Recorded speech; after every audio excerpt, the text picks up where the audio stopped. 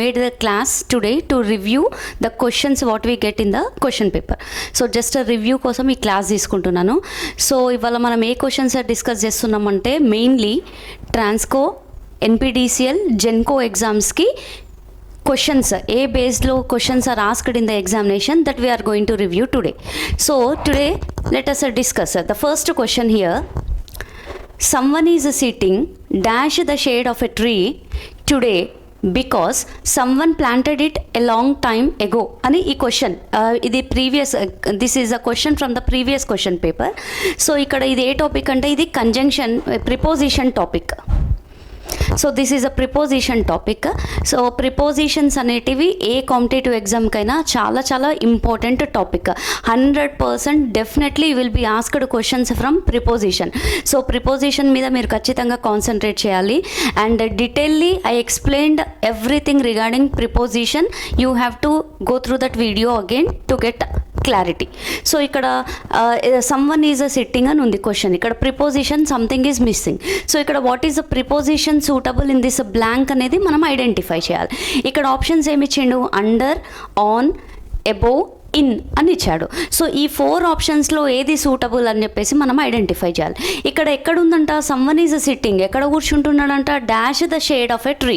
So ఇక్కడ నీడలో కూర్చుంటున్నాడు కనుక ఇక్కడ ఏం యూజ్ చేయాలంటే in the shade of the tree అని. This is the answer. In the shade of the tree, నీడలో కూర్చుంటున్నాడు అని. సో ఇక్కడ అండర్ ఎందుకు కాదు అని ఒక డౌట్ వస్తుంటే, so what is the explanation? Under అంటే ఎప్పుడంటే ఫిజికల్గా టచ్ అయినప్పుడు అండర్, కింద కింద అన్నప్పుడు అండర్ అనాలి. For example there is 1 rupee coin under your foot. నీ కాళ్ళ కింద 1 రూపీ కాయిన్ పడ్డది, కాలు తీయ అని చెప్పడానికి. అంటే ఇక్కడ ఏంటంటే కాయిన్ టచ్ అవుతుంది, ఫిజికల్గా టచ్ అవుతుంది కాలుకి. సో అండర్ ద ఫూట్ అట్లా టచ్ అయినప్పుడు మనము అండర్ అనే ప్రిపోజిషన్ యూస్ చేయాలి.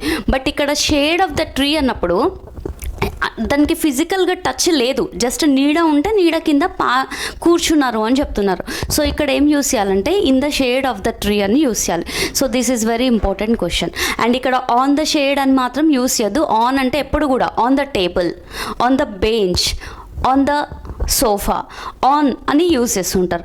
అండ్ ఎబోవ్, ఎబోవ్ ఎప్పుడు యూస్ చేయాలి అని అంటే ఇది చాలా ఇంపార్టెంట్.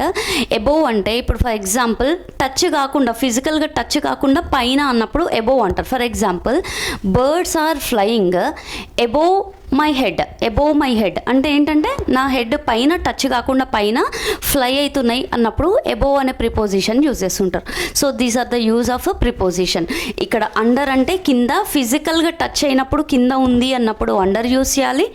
ఆన్ అంటే ఫిజికల్గా దాని పైన ఉంది, on the table, on the అని చెప్పేసి యూజ్ చేస్తుంటారు. అండ్ ఎబోవ్ అంటే ఫిజికల్గా టచ్ కాకుండా పైన ఎగిరినప్పుడు above my expectations, above my head అని యూజ్ చేస్తుంటారు. అండ్ ఇన్ అనేది సింప్లిఫైడ్గా యూజ్ చేస్తారు, in the shade of the tree. So this is the first question. So here some prepositions. Generally students often get confused of this preposition. Now let us discuss. ఇక్కడ చూడండి, when to use at, on, for, by. ఎప్పుడు use చేయాలి that we are going to discuss now. చూడండి, at అన్నప్పుడు at work, I am at work, I am at home, I am at school, I am it happened at 1 o'clock. At night I met him at night.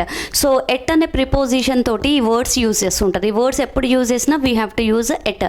I'm at home, ఎక్కడున్నావు అంటే I'm at home, I'm at work, I'm at office అని చెప్పేసి use చేయాలి.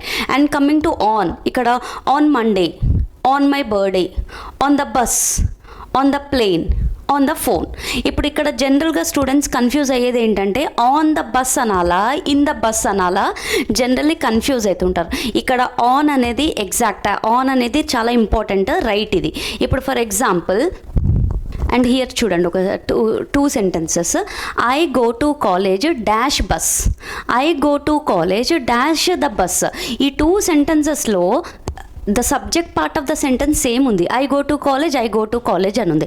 మరి ఇక్కడ రెండిట్లలో same answer, similar answers వస్తాయా, different answers వస్తాయా? ఎలా చేయాలంటే ఫస్ట్ ఇది చూద్దాం. చూడండి, ఇక్కడ ఆన్ ఎప్పుడు యూస్ చేయాలి?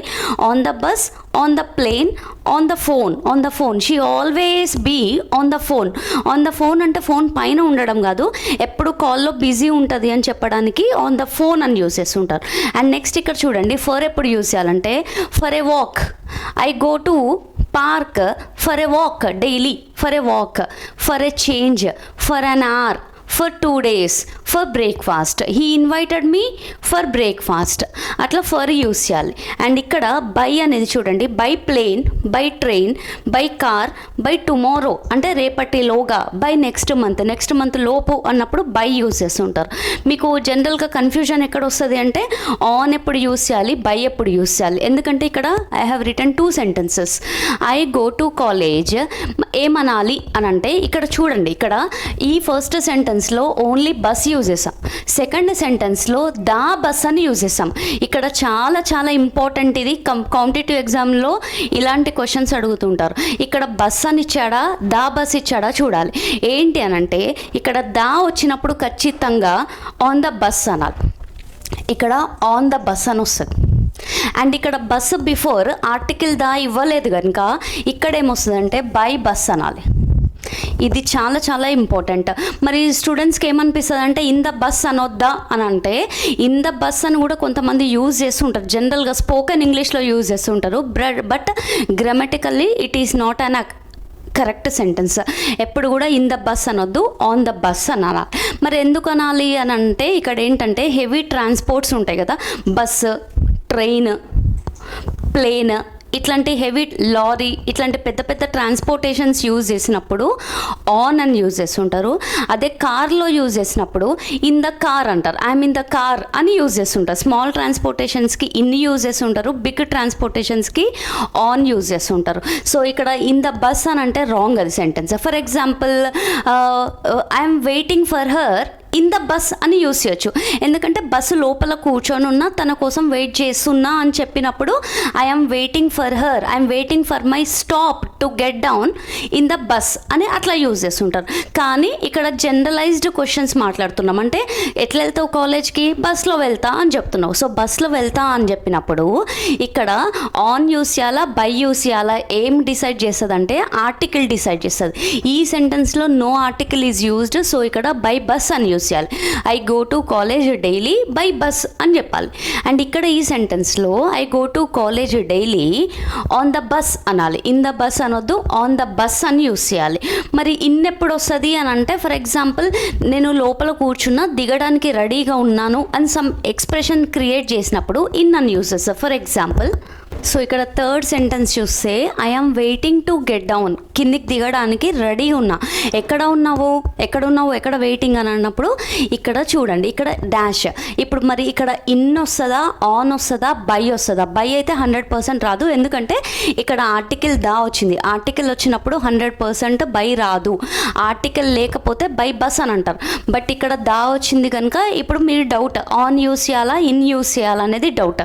ఇక్కడ జనరల్గా నేను దిగడానికి రెడీగా ఉన్న, బస్ లోపల కూర్చున్నా. ప్రిపోజిషన్ టాపిక్లో నేను క్లియర్గా ఎక్స్ప్లెయిన్ చేసినాను, సరౌండెడ్ బై 4 walls ఉన్నప్పుడు ఖచ్చితంగా ఇన్ని యూస్ చేయాలని చెప్పాను. సో ఇక్కడ ఏ సెన్స్లో చెప్తున్నామంటే నేను రోజు బస్లో ట్రావెల్ చేస్తున్నా ట్రాన్స్పోర్టేషన్కి అని చెప్పట్లేదు, ట్రాన్స్పోర్టేషన్ అని చెప్పకుండా దిగడానికి రెడీగా ఉన్నా అన్న మీనింగ్ కన్వే చేస్తుంది కనుక so I'm waiting to get down in the bus. So బస్లో నుంచి దిగడానికి I'm waiting to get down in the bus, బస్లో నుంచి దిగడానికి రెడీగా ఉన్నాను అని చెప్తుంది. సో ఇట్లా సెంటెన్సెస్ యూజ్ చేయాలి. ఇది preposition. So at home, at work, at school, at 1 o'clock, at night అని యూస్ చేయాలి. అండ్ డేస్ వచ్చినప్పుడు మండే కావచ్చు, ట్యూస్డే కావచ్చు, వెడ్నెస్డే కావచ్చు వచ్చినప్పుడు on Monday, on my birthday, on the bus, on the plane, on the phone అని use చేయాలి. And for అనేది కోసం, దేనికోసం, ఎటు అన్నప్పుడు ఫర్ యూజ్ చేస్తుంటారు. For a walk, for a change let us go to another restaurant, so for అని use చేస్తారు.